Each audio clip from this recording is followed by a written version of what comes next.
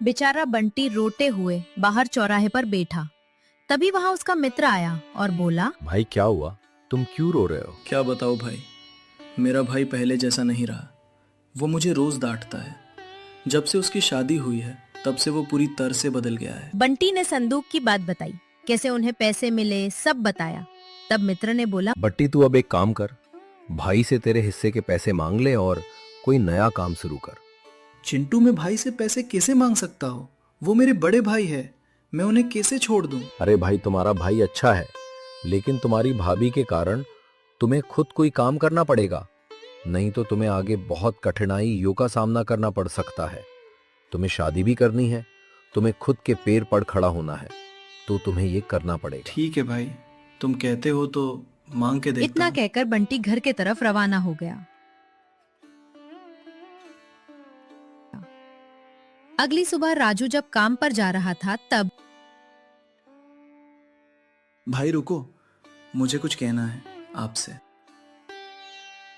क्या है? जल्दी बोलो, मुझे देर हो रही है। कुछ नहीं भाई, आप जाओ, शाम को बात करते हैं। भाई के गुस्से को देखकर बंटी ने कुछ नहीं कहा और वही पलंग पर बैठ गया और सोचने लगा, मैं भाई से पैसे कैसे मांगू, कैसे हिस्से की बात करूं यार, चिंटू कहाँ फंसा दिया।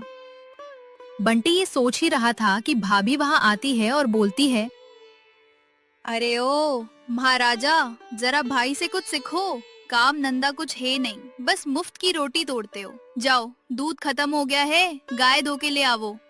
ठीक है भाभी, लाता हूँ। बेचारा बंटी उदास होकर गाय का दूध धोने चला गया। दूध दूहते समय बंटी विचार करने लगा, भाभी मेरे साथ ये सा बर्ताव क्यों कर रही है? मैं घर सब काम करता हूँ। ऐसे सोचते हुए बंटी घर गया। उसे बहुत जोरों की भूख लगी थी। तब वो भाभी से खाना मांगता है। तब भाभी मैं आ गया दूध धो के, मुझे भूख लगी है, खाना दो। आज तो इसे खाना आसानी से नहीं दूंगी, खा खा के भैंसे जैसा हो गया है। आ गए तुम, एक और काम करो, फिर खाना मिलेगा। सब्जियां खत्म हो गई है, वो बाजार से लेके आओ। पर भाभी मुझे बहुत भूख लगी है। एक दिन लेट खाओगे तो कुछ बिगड़ नहीं जाएगा। जाओ, पहले सब्जियां लेके आओ, फिर खा लेना। बेचारा बंटी भूख के मारे तड़फ रहा था। वो वैसे ही बाजार गया और जब सब्जियां लेकर आया तब भाभी ने थोड़ी देर बाद बंटी को खाना दिया।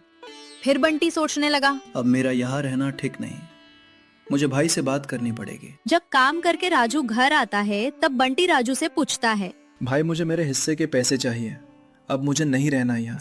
क्यों, क्या हो गया बंटी? ऐसा क्यों बोल रहे हो? मैन तुम्हें डांटा इसलिए? अरे बेवकूफ, मैं थोड़े टेंशन में था इसलिए तुझ पर भड़क गया। और मेरा तेरा किससे सिखा ये सब कुछ? तेरा ही है मेरे भाई। तभी बंटी की भाभी बोली, जाने दो उसे, वैसे भी कुछ काम करता तो नहीं, ऊपर से दिन भर खाना ही टूसता रहता है। तभी राजू गुस्से में बोला, तुम तो चुप ही रहो, मुझे पता है मेरा भाई कैसा है। तुम्हारे वश से ही उसके दिमाग में ये ख्याल आया होगा। मैं उसी समय समझ गया था जब मैं बंटी को डांट रहा था और तुमने मुझे एक बार भी रोका नहीं। इसलिए मैंने आज पूरी संपत्ति उसके नाम कर दी। बस ये घर बचा है, अगर तुमने बंटी को परेशान किया तो ये भी दे दूंगा। ये सुनकर भाभी हक्का बक्का हो गई। उसे कुछ समझ नहीं आ रहा था क्या करे। फिर उसने सोचा, बंटी मुझे माफ कर दो, मैं तुम दोनों भाई को दूर करना चाहती थी, पर तुम दोनों भाई का प्यार देखकर अब से मैं भी बदल चुकी हूँ। अब से हम सब साथ रहेंगे बंटी।